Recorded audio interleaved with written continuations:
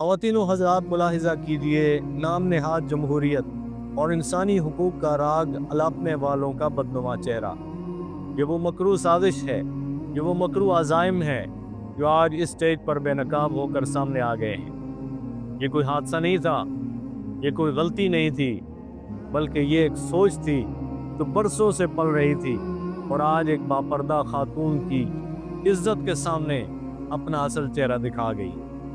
عزیزان گرامی قدر، یہ لمحہ ہمیں بتا رہا ہے کہ مسئلہ ایک شخص کا نہیں، مسئلہ اس ذہنیت کا ہے جو عورت کے اختیار، اس کے ایمان اور اس کے وقار کو اپنے ہاتھوں میں لینا چاہتی۔ یہ وہ ذہنیت ہے جو پردے سے خوفزدہ ہے، جو مذہبی شناخت سے خائف ہے اور جو طاقت کے نشے میں حدود بھول چکی ہے۔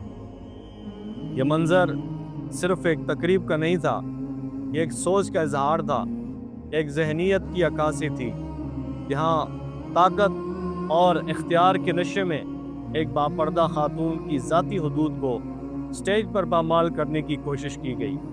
اسلام کے نزدیک یہ عمل محض بد اخلاقی نہیں، بلکہ کھلا ہوا ظلم اور بے حیائی ہے، کیونکہ اسلام عورت کو یہ حق دیتا ہے جو اپنی مرضی سے پردہ کرے۔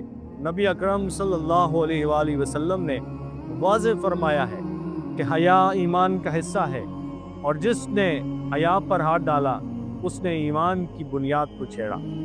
کسی خاتون کے چہرے سے نقاب ہٹانے کی کوشش کرنا، وہ بھی اس کی رضامندی کے بغیر، اسلامی شریعت کے مطابق حرام، ناجائز اور ناقابل برداشت ہے، کیونکہ عورت کی عزت اس کی مرضی سے جڑی ہے۔ کسی تقریب، کسی عہدے اور کسی کیمرے کو یہ حق حاصل نہیں کہ وہ اس اختیار کو چھین لے۔ یہ لمحہ ایوارڈ دینے کا نہیں تھا، یہ اختیار کے زوم میں وقار روندنے کا لمحہ تھا۔ اس سے زیادہ افسوسناک بات یہ ہے کہ یہ سب ایک ایسے ملک میں ہو رہا ہے جہاں خود کو دنیا کی سب سے بڑی جمہوریت کہا جاتا ہے، مگر عملی طور پر اقلیتوں، بالخصوص مسلمانوں کی مذہبی شناخت، ان کے لباس اور ان کے عقائد کو بار بار نشانہ بنایا جاتا ہے۔ یہ ذمہ داری انڈیا کی حکومت اور اس کے اداروں کی یہ ذمہ داری بنتی ہے کہ وہ ایسے واقعات پر خاموش تماشائی نہ بنے، فی الفور اس عہدیدار کے خلاف کارروائی کریں، کیونکہ خاموشی بھی جرم ہوتی ہے۔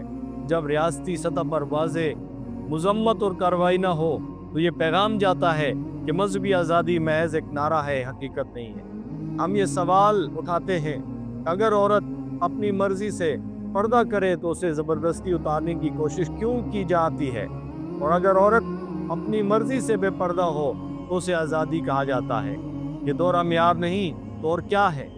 اسلام واضح اعلان کرتا ہے کہ پردہ کمزوری نہیں ہے، پردہ خوف نہیں ہے، پردہ پسماندگی نہیں ہے، بلکہ پردہ وقار، خودداری اور ایمان ہے، اور جو اس وقار کو پامال کرے وہ کسی ایوارڈ کا اہل نہیں بلکہ مذمت کا مستحق ہے۔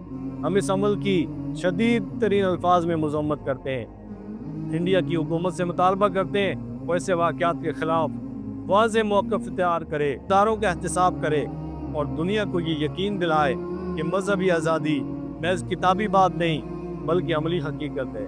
کیونکہ خاتون کا نقاب پر نشانہ بنا ہے تو کل کسی اور کی شناخت خطرے میں ہوگی، اور یاد رکھنا چاہیے، عزت مانگی نہیں جاتی، عزت دی جاتی ہے۔